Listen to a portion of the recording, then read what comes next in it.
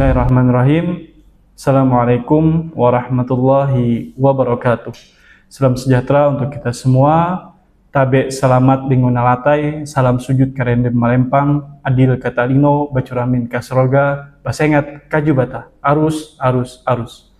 Perkenalkan, saya Muhammad Wahdini, Sarjana Hukum, Magister Hukum, NEDN 1131039601. Saat ini saya berstatus sebagai dosen tetap pada program studi Hukum Keluarga Ahwal Syakhsiyah Fakultas Hukum Universitas Muhammadiyah Palangkaraya. Izinkan pada kesempatan kali ini saya ingin memaparkan pernyataan diri dosen dalam unjuk kerja Tridharma Perguruan Tinggi PDD UKT-PT bidang pengajaran sebagai salah satu syarat untuk mengikuti sertifikasi dosen tahun 2025. Adapun mata kuliah yang saya ampu sesuai bidang keahlian saya yaitu Fikih Siyasah Jinayah. Dalam mengajar, saya selalu berusaha menerapkan 3 komponen utama pembelajaran, yaitu delivery, interaction, and assessment. Berikut adalah outline pemaparan yang akan saya sampaikan. Pada komponen D, delivery, saya akan mendeskripsikan deskripsi mata kuliah, capaian pembelajaran, materi pembelajaran, dan metode pembelajaran. Pada komponen interaction, saya akan menjelaskan strategi pembelajaran interaktif guna membangun komunikasi yang efektif dengan mahasiswa. Pada komponen assessment, saya menjelaskan sistem penilaian mata kuliah, dan selanjutnya saya akan menampilkan video pembelajaran. Mata kuliah Fikih Siyasah Jinayah adalah mata kuliah wajib pada program studi Hukum Keluarga dengan bobot 2 SKS. Mata kuliah ini membekali mahasiswa dengan pemahaman konseptual dan praktis mengenai 2 konsep utama dalam hukum Islam.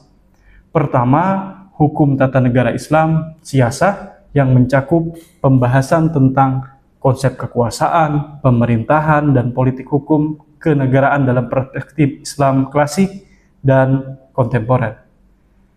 Kedua, hukum pidana Islam, jinayah, yang mencakup prinsip-prinsip pemidanaan, jenis-jenis tindak pidana, hudud, qisas, dan ta'zir, serta mekanisme penegakan hukum pidana Islam.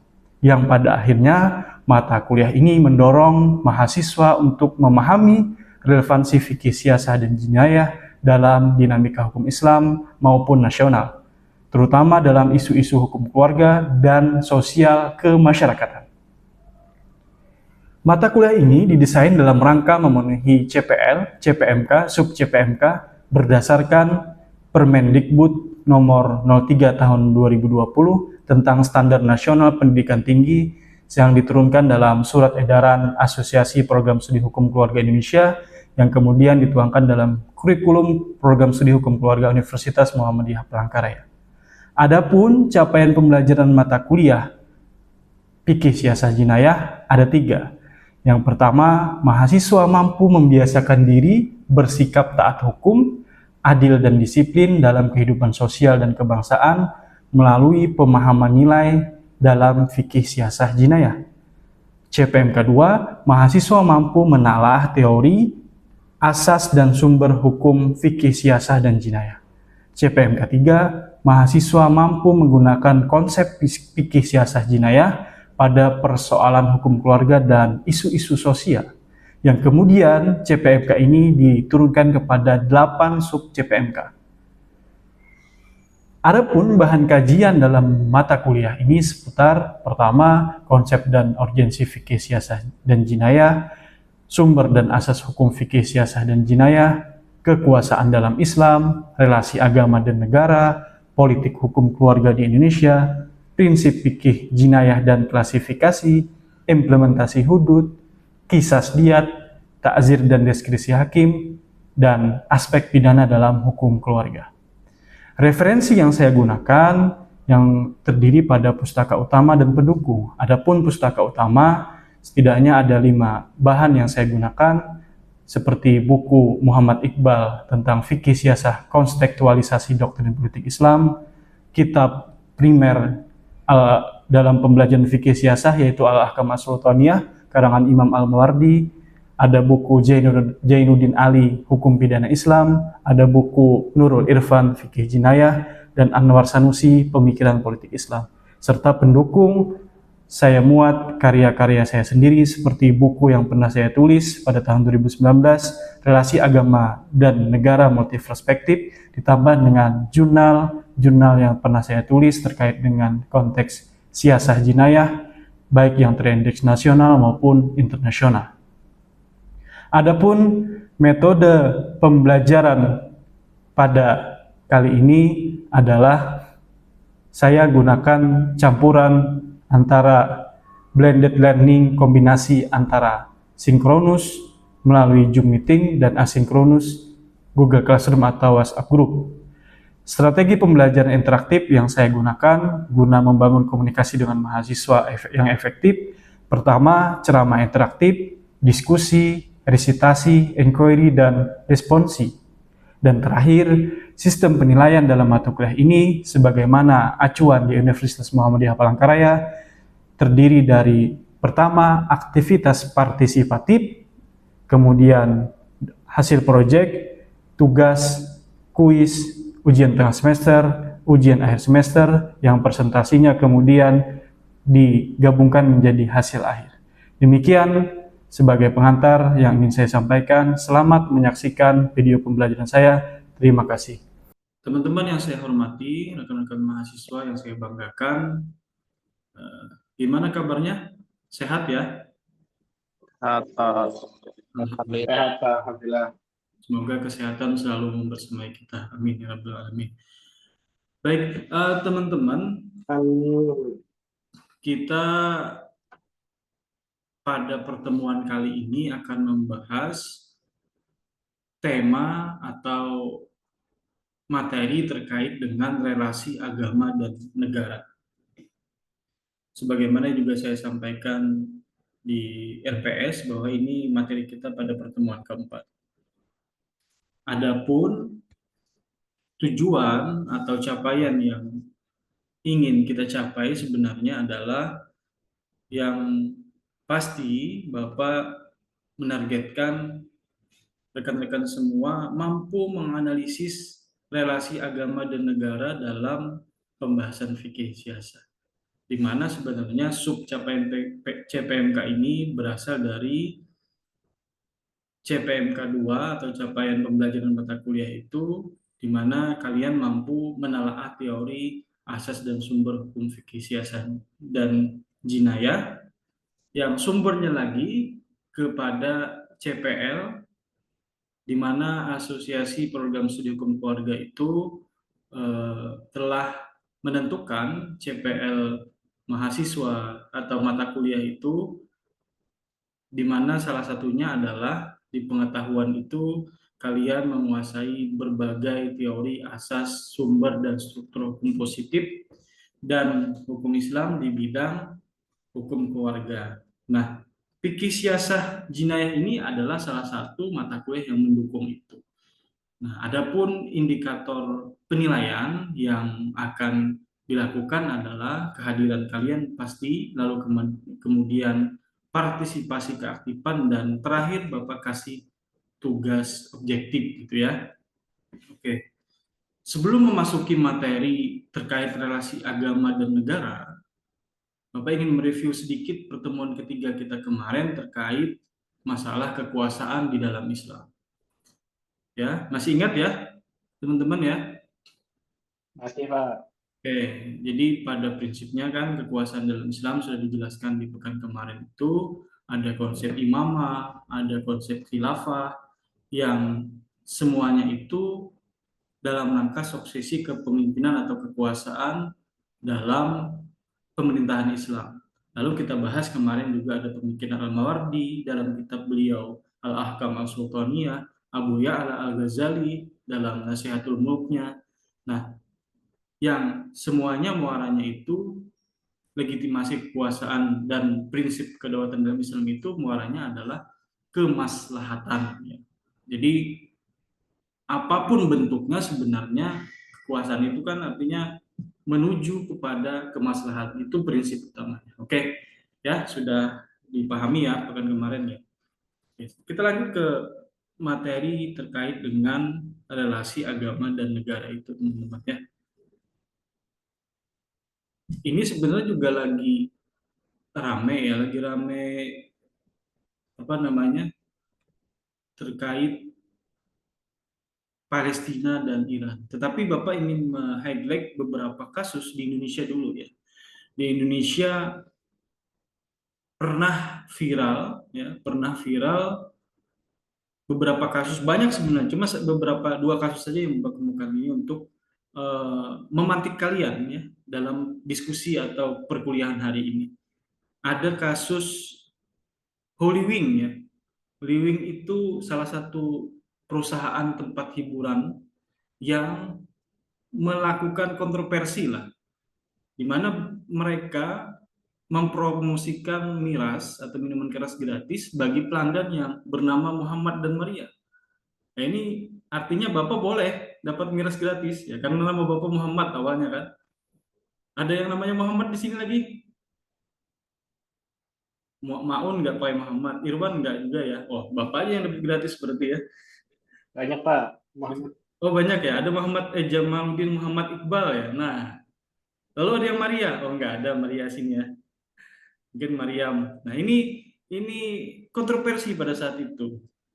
Lalu kemudian ada kasus perdebatan tentang pencantuman kolom agama. Di Kalimantan Tengah kan teman-teman tuh ada Kaharingan ya. Kalau sekarang dikenal Hindu Kaharingan, sebenarnya sebelumnya itu mereka itu adalah penghayat kepercayaan yang berbeda dengan Hindu. Cuma pada perjalanannya di-setting ke Hindu Kaharingan. Jadi kan agama yang diakui cuma berapa? Di Indonesia agama yang diakui? Irwan ada berapa? Amaun silakan. Ada berapa? 6 Pak. Oke, 6 ya. Oke, itu kan ketentuan Indonesia ya. Nah, bagaimana dengan yang keharingan? Nah, ini menarik dalam konteks pantikan kita pada diskusi kali ini atau perkuliahan ini terkait dengan hubungan atau relasi agama dan negara. Ketika Holy Wing mengemukakan isu sensitif terkait dengan agama, di situ ada nama Nabi Muhammad, ada nama Maria yang dalam teologi Kristen itu adalah Bunda Maria. Nah, ini kan memantik sebuah problematika yang luar biasa. Pun demikian ketika saat ini terjadi problematika terkait dengan perang di Timur Tengah, baik antara Israel Palestina ataupun Iran dengan Israel gitu ya. Nah, teman-teman, lalu kemudian dalam konteks pemikiran Islam, setidaknya itu ada 3 model atau paradigma relasi agama dan negara. Ini yang paling banyak ditemukan di dalam literatur pemikiran Islam, khususnya fikih siasat, ya, politik hukum Islam. Ini ya, ada integralistik yang pertama. Yang kedua, skolaristik. Yang ketiga, simbiotik. Ada 3. Walaupun dalam literatur lain yang membahas ini juga ada misalkan membahasakan integralistik dengan teokratis ya. Cuma sini Bapak padankan dengan yang masyhur yaitu 3 ini. Nah, integralistik. Kita mulai dari integralistik. Pola ini menyatakan bahwa agama dan negara itu adalah satu kesatuan integral yang tidak bisa dipisahkan. Ya, negara merupakan suatu entitas politik yang kemudian menjadi satu kesatuan. Hukum negara berdasarkan pada hukum agama, ya, berdasarkan pada hukum agama. Ini teman-teman menjadi sebuah paradigma yang sampai saat ini juga masih digunakan. Jadi konsekuensinya ya tadi, aturan negara harus dijalankan menurut hukum Tuhan. Oke, itu integralistik. Lalu lawannya itu ada sekuleristik, sekuler ya. Ini lawannya. Kalau tadi integralistik satu kesatuan, sekuler ini menyatakan agama dan negara itu tidak ada hubungannya, artinya terpisah. Ini lawannya. Ya. Dari pemahaman yang dikotomis ini, maka hukum positif yang berlaku adalah hukum yang betul-betul berasal dari manusia. Nah, ini menarik juga, artinya tidak ada hubungan sama sekali. Pokoknya tidak peduli negara itu terkait pengakuan agama dan segala macam. Dan di dalam konteks pemikiran Islam ini pernah dikemukakan oleh Ali Abdul Razik, ya. Nah, yang ketiga, ini menarik ya teman-teman. Yang ketiga ini berada di tengah-tengah antara integralistik dan skolaristik, yaitu paradigma simbiotik. Ya. Kalau pernah buka, nanti silahkan setelah ini baca tulisan Bapak, ada Bapak tulis jurnal paradigma simbiotik agama dan negara, pemikiran Ahmad Syafi'i Ma'arif, open access, silahkan dibaca. Nah, itu salah satu kemudian daripada paparan terkait dengan penjelasan paradigma simbiotik ini, di mana dia tengah-tengah. Agama dan negara itu tidak integral tapi tidak sekuler, artinya saling simbiotik. Kan bahasa dari bahasa biologi ya, simbiosis mutualisme, artinya saling membutuhkan, saling menguntungkan, bersifat timbal balik. Nah, bersifat timbal balik ya, artinya agama itu membutuhkan negara, begitupun negara membutuhkan agama sebagai instrumen yang saling menguntungkan. Nah, ini teman-teman ada tiga ini ya, ada tiga ini. Kita tidak mencari yang mana yang benar, yang mana yang salah. Kita mengenali klasifikasi ini dan kemudian kita analisis gitu ya. Nah, oke. Sebelum Bapak melangkah lebih jauh, teman-teman ada yang ingin ditanyakan dulu terkait dengan tiga paradigma relasi agama dan negara ini. Silakan jika ada yang ditanyakan atau sudah difahami, silakan. Ada? Jadi bertanya, Pak. Silakan Maun.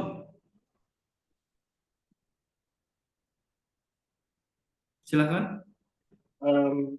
Saya ini Pak, kan kita sudah membahas ini tadi ya, relasi agama dan negara, ada paradigma juga yang tiga tadi. Urgensinya kita untuk memahami ini di zaman sekarang itu apa ya Pak, kira-kira Pak? Oke.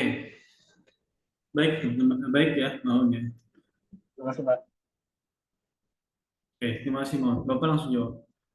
Ini sangat penting ya, karena dengan memetakan paradigma ini, kita bisa menggrafiskan negara-negara di mana di masa saat ini ya, masa post truth ya, kita lihat peperangan di Timur Tengah terjadi ya, di mana tujuannya adalah kita ingin membentuk sebuah paradigma sebenarnya yang moderat ya, moderat gitu, ingin membentuk paradigma yang moderat, dan kemudian ya tujuannya tadi maslahat sebenarnya.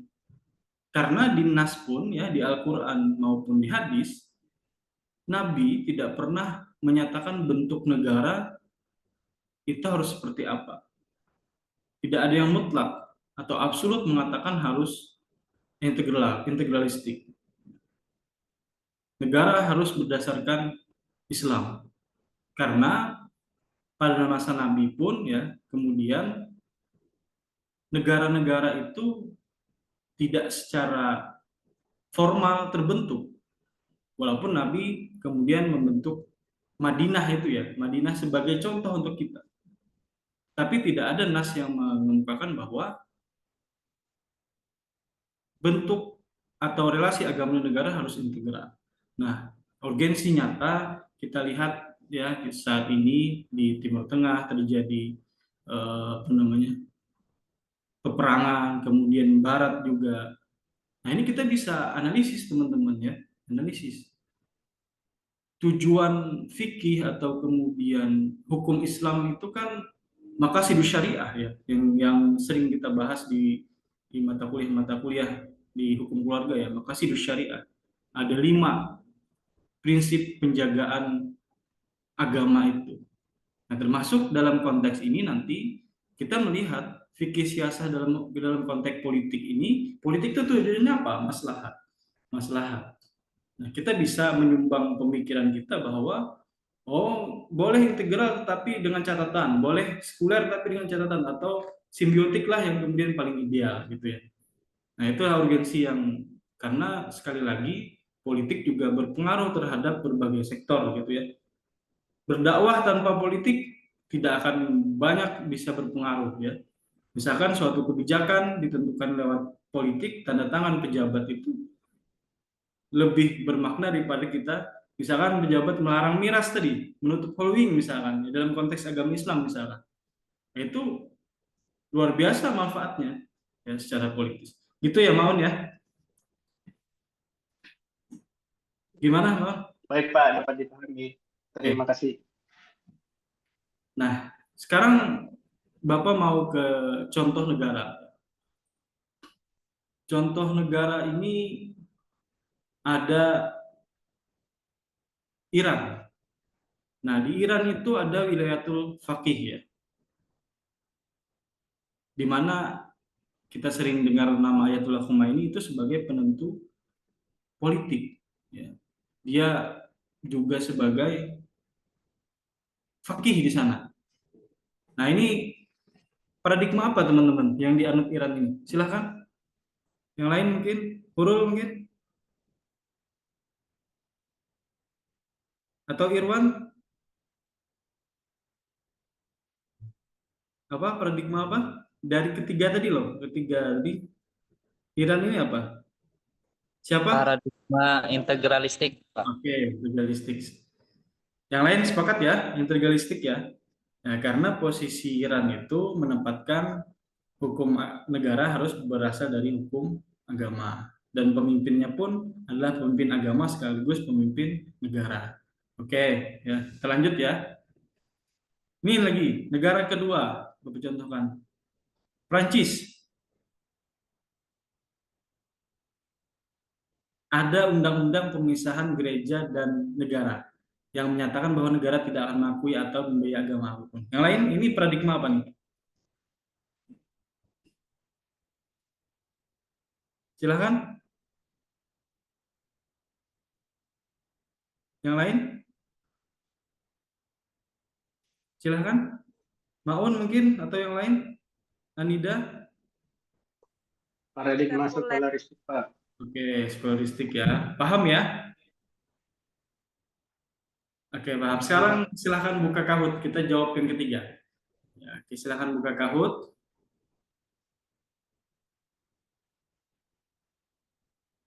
Nah, silahkan dibuka ya.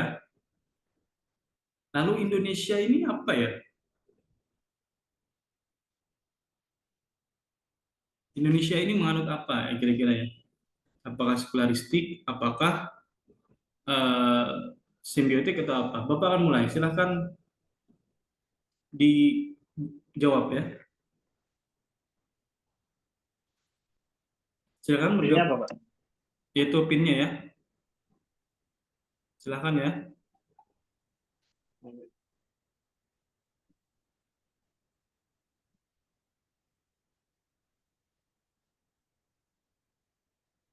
Irwan, yang lain, ayo bergabung. Maun, Bapak batasi sekitar 10 detik lagi. Nah, waktu kita terbatas, silahkan dimasuk. Oke, nanti tesnya dicoba. Kalau belum bisa bergabung, silahkan dicoba. Oke, Bapak akan mulai nih. Ya, oke. Hurul Aini itu ya? Atau siapa itu? Oke, dah kita mulai ke tiga saja dulu ya. Silahkan jawab.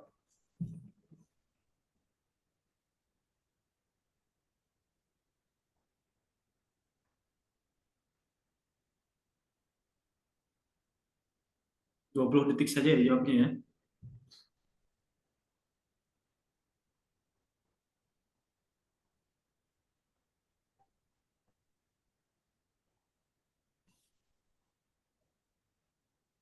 Oke, sudah menjawab semua? Sudah ya? Oke. Kenapa? 3, yang lain yang belum bergabung silahkan. Waduh, ada yang salah nih. Ada yang salah. Oke. Oke, selamat ya. Maun. Ya, oke, yang lain nanti kita coba di lain waktu gamenya. Oke, itu ya. Indonesia itu simbiotik ya teman-teman ya. Tidak sekuler, tidak integralistik. Oke, Bapak ingin nanti dipelajari lagi, silahkan baca referensinya. Bapak ingin kasih tugas terakhir ya. Ini silahkan nanti dikumpul ke email atau WA ataupun nanti di Google Classroom ya. Ini tugasnya, silahkan. Jadi pilih salah satu negara muslim atau negara sekuler ya. Silahkan negara apapun bebas. Deskripsikan sistem politiknya dan hukum negara yang dipilih, lalu identifikasi, lalu analisis ya. Kelemahan dan kelebihan. Ini nanti akan menjawab pertanyaan Maun tadi juga. Oh, ini kelemahan, kelebihan daripada sistem di negara tersebut terkait dengan relasi agama dan negara. Ya, oke. Ada yang ditanyakan lagi? Cukup ya, bisa dipahami teman-teman? Bisa, Pak. Oke, terima kasih atas atensinya. Sekali lagi Bapak ucapkan terima kasih ya atas kehadirannya. Semoga ini bermanfaat untuk kita semua dan mari kita tutup dengan doa kafaratul majlis. Subhanakallahumma bihamdika asyhadu an la ilaha illa anta astaghfiruka wa atubu ilaik. Yang benar dari Allah, yang salah dari Bapak pribadi. Assalamualaikum warahmatullahi wabarakatuh. Waalaikumsalam warahmatullahi wabarakatuh. Demikian video pembelajaran mata kuliah fikih siasat jinayah. Kurang lebihnya saya mohon maaf, yang benar di Allah, yang salah dari saya pribadi. Assalamualaikum warahmatullahi wabarakatuh.